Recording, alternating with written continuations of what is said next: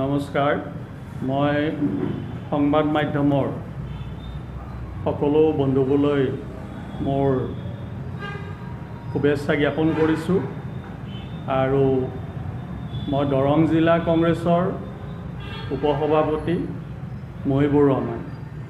এইটো নিৰ্বাচনৰ এটা যিটো আমাৰ বিপৰ্যয় হ'ল, এই নিৰ্বাচনী বিপৰ্যয়টোৱে মূল কাৰণ।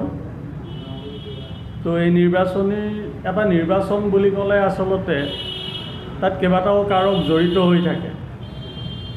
তো দলীয় যিটো সাংগঠনিক স্থিতি এইটো থাকে 1 নম্বৰত, 2 নম্বৰত নেতৃত্বৰ কথা থাকে, 3 নম্বৰত নিৰ্বাচনী প্ৰচাৰ আৰু নিৰ্বাচনী প্ৰচাৰ পৰিচালনা, সেইটো নেতৃত্বৰ ওপৰতে আহি যায়। বিত্তীয় দিশ এটাও জড়িত থাকে আৰু থাকে যিটো টাইম মেনেজমেণ্ট, নিৰ্বাচনৰ যিটো সময়ৰ সদব্যৱহাৰ, এইকেইটাই মূল কাৰক। তো এই কাৰককেইটাৰ ভিতৰত যিটো প্ৰথম কাৰক, এইটো হৈছে দলৰ সাংগঠনিক স্থিতি। তো দলৰ সাংগঠনিক স্থিতি বুলি ক'লে মই আমাৰ জিলাখনৰ কথাই ক'ম। দৰং জিলা কংগ্ৰেছত আমাৰ জিলা পৰ্যায়ত এটা কমিটি আছে আৰু প্ৰত্যেকটো বিধানসভা সমষ্টিত কিছুমান ব্লক কমিটি আছে।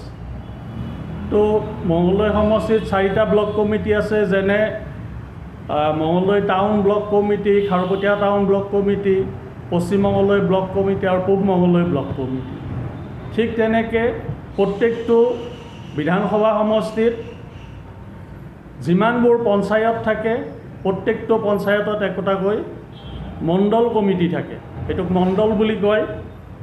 আৰু প্ৰত্যেক মণ্ডল কমিটিৰ অধীনত যিমানবোৰ ভোটগ্ৰহণ কেন্দ্ৰ থাকে, প্ৰত্যেকটো ভোটগ্ৰহণ কেন্দ্ৰত এটাকৈ বুথ কমিটি থাকে, ভোটগ্ৰহণ কেন্দ্ৰ কংগ্ৰেছ কমিটি। আকৌ তাৰ তলতো আমাৰ বুথ লেভেল এজেণ্ট থাকে, যিটো BLA বুলি কয়।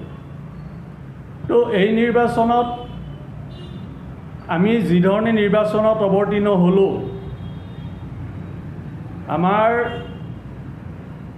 জিলাৰ নতুন সভাপতিগৰাকীয়ে 10 জুলাইত তেখেতৰ কাৰ্যভাৰ ল'লে আৰু এপ্ৰিলত ইলেকশ্যন আহিল। আমি যদি জুলাই মাহটো বাদ দিওঁ আৰু এপ্ৰিল মাহটো বাদ দিওঁ, মাজত আমি 8টা একদম সম্পূৰ্ণ মাহ পাইছিলোঁ।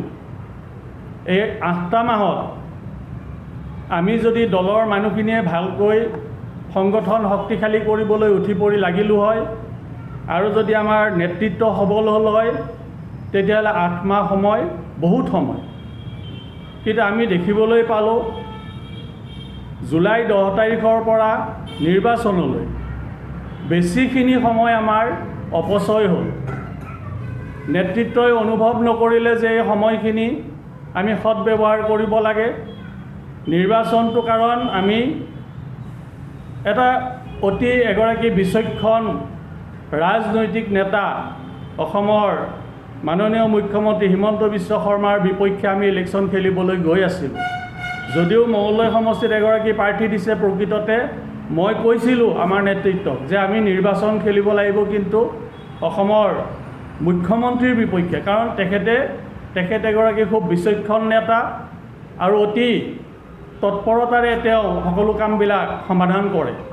তো দিনে ৰাতিয়ে আমি কেইজনমানে কাম কৰিলোঁ, কিন্তু আমাৰ যিটো জিলা কমিটি, প্ৰায় 100জনীয়া কমিটি, এই 100জনীয়া কমিটিৰ ভিতৰত ক'ৰবাত 2-3জন মানেহে দিনে ৰাতিয়ে কাম কৰিলে, বাকীখিনি শুই থাকিল।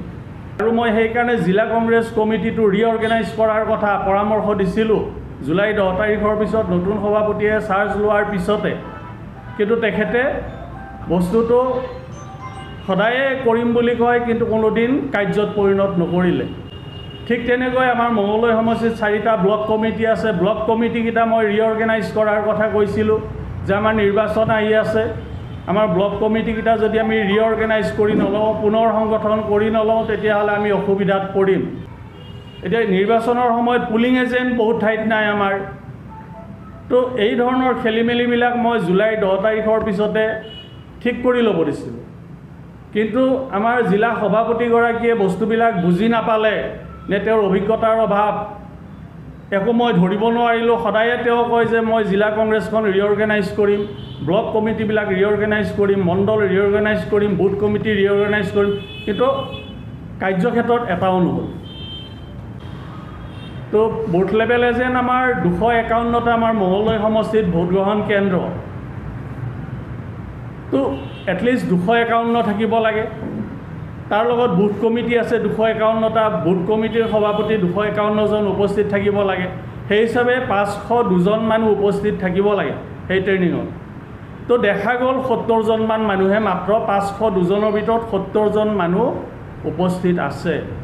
তাৰপিছতে যেতিয়া নিৰ্বাচনৰ আগমুহূৰ্তত পুলিং এজেণ্টৰ কথা আহিল, পুলিং এজেণ্টৰ ট্ৰেইনিং দিবৰ কাৰণে ৰাজ্যিক পৰ্যায়ৰ পৰা নেতাসকল আহিল। পুলিং এজেণ্টটো তেনেকৈ এটা ভোটগ্ৰহণ কেন্দ্ৰত 2জনকৈ দিলে 502জন পুলিং এজেণ্ট হয় ৰিলিভাৰ লৈ। তো 502জন পুলিং এজেণ্টৰ ভিতৰত সেইদিনাও মাত্ৰ ক'ৰবাত 100 মানহে উপস্থিত আছিল, 100ও নাছিল। তো মই এই বস্তুবিলাক নিৰীক্ষণ কৰি আছিলোঁ আৰু নিৰীক্ষণ কৰি দেখিছিলোঁ যে আমাৰ জিলা কংগ্ৰেছ কমিটিটো অতি দুৰ্বল, একেবাৰেই দুৰ্বল। 2-4জন আছে মানুহ, বাকী মানুহ নাই 100জনৰ ভিতৰত। 1985 চনৰ পৰা মই এই কংগ্ৰেছ দলত লাগি আছোঁ।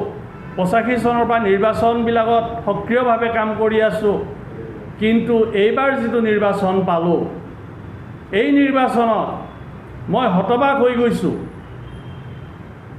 একেবাৰে বিশৃংখলা, কোনো পৰিপাটি নাই, কোনো পৰিকল্পনা নাই, ঐক্যবদ্ধভাৱে কোনেও কাম কৰা নাই।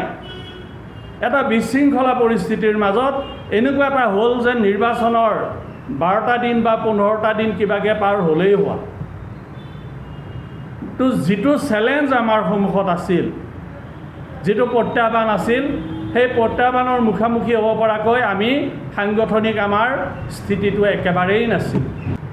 আমি সাংগঠনিকভাৱে বা নেতৃত্বৰ ফালৰ পৰা আমি কোনো ধৰণৰ উদ্ধাৰ পাবৰ ৰাস্তাই দেখা নাপালোঁ। আৰু নিৰ্বাচনৰ মাজতে মই খুব উপলব্ধি কৰিছিলোঁ, মই অনুভৱ কৰিছোঁ যে এই নিৰ্বাচনটো আমাৰ কাৰণে অতি কঠিন নিৰ্বাচন হ'ল। আমি আমাৰ নিজৰ ভীমৰ গদাডাল দাঙিবৰ কাৰণে যিটো শক্তি আগতে আহৰণ কৰি ল'ব লাগে, সেই শক্তিটোৱে আমাৰ শৰীৰত নাই। আমি গদা দাঙিব গ'লে কি হ'ব?